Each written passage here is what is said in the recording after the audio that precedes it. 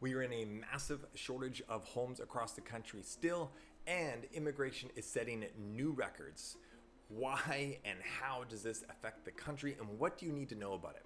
Hey everybody, Jonathan Lerner from the Vancouver Life Real Estate Group and eXp Realty. Canada has now admitted 406,000 new permanent residents in the past year, according to the data from Q1 of 2022, and that is a record by a massive, massive margin. Now, the next question is, where do all these people live?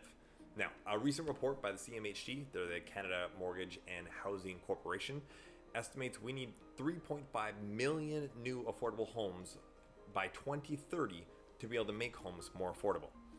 They say with the current projection of building across the country, we're going to fall short of that by about 1.2 million homes, which means continued demand on homes and higher prices. Now, yes, we are in a declining market right now, but there is still demand, and you can only imagine as interest rates start to lower and inflation gets under control, that prices are going to continue to come back up because of the huge shortage of supply that we have. Now, CMHC has two suggestions on how to improve the supply, but unfortunately, they're not revolutionary, and they're the same thing that we've been battling with for a long time, which means it's going to be difficult to create more housing supply.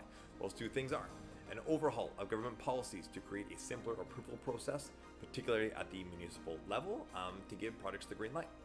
And the second one is an all hands on deck, they say, approach to increasing housing supply, including finding solutions to labor shortages and skilled trades and addressing the rising cost of building materials. Now, there is absolutely nothing new here, but I share these things because it leads to my next point of why we need immigration.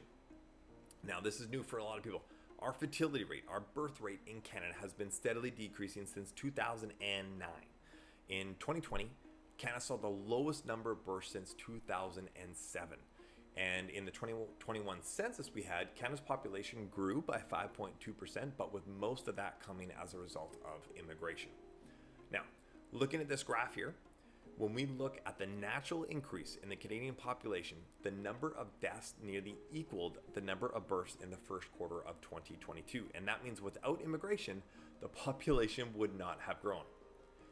If the country's fertility continues to decline further in the coming years, Canada could join the countries with the lowest of low fertility rate, which is 1.3 or less children per woman. Right now in Canada, in 2017, it was 1.601 something. In 2018 to 2020, it was 1.5 something. Right now, we've just crossed that barrier. 2021, we've crossed and dropped below 1.5 into the 1.4 range. So we're not very far off.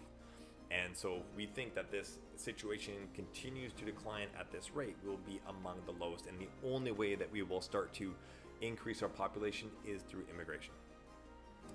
That lowest low fertility rate is a situation associated with a rapid population that's aging, as it also then creates increased stress on the labor market, public health care, and pension systems, which, I don't know if you've noticed, are all happening.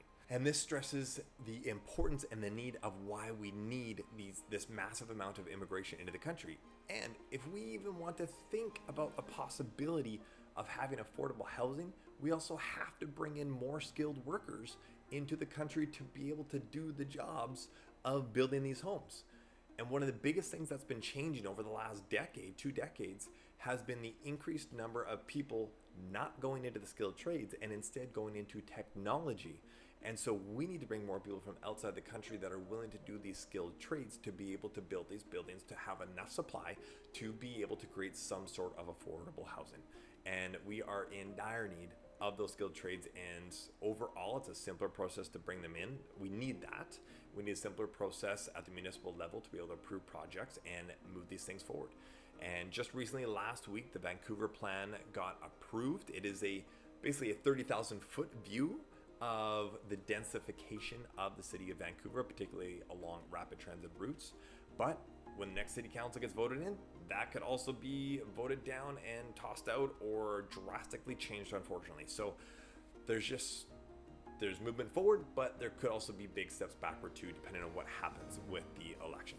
So this is just an educational video to get you to understand the importance of immigration in respect to the housing market. And I mean, if you think about that, all the other jobs, like We are the lowest unemployment rate on record that we've had, and yet at the same time, we crossed the million job vacancy number across the country. So lowest unemployment, but we still have a million job vacancies. And so there's a lot that our businesses in this country require to be able to grow and be profitable. And there's a lot that we cannot do unless we have more people coming into the country to be able to provide those services. So that's it for today. Hopefully you got some value for this. If you did, please like, please subscribe, please share it. Hit the bell to get notified when more videos are coming. And I have a lot more videos coming to keep you updated on the market, the economy, different areas of Vancouver, real estate, and all things surrounding that.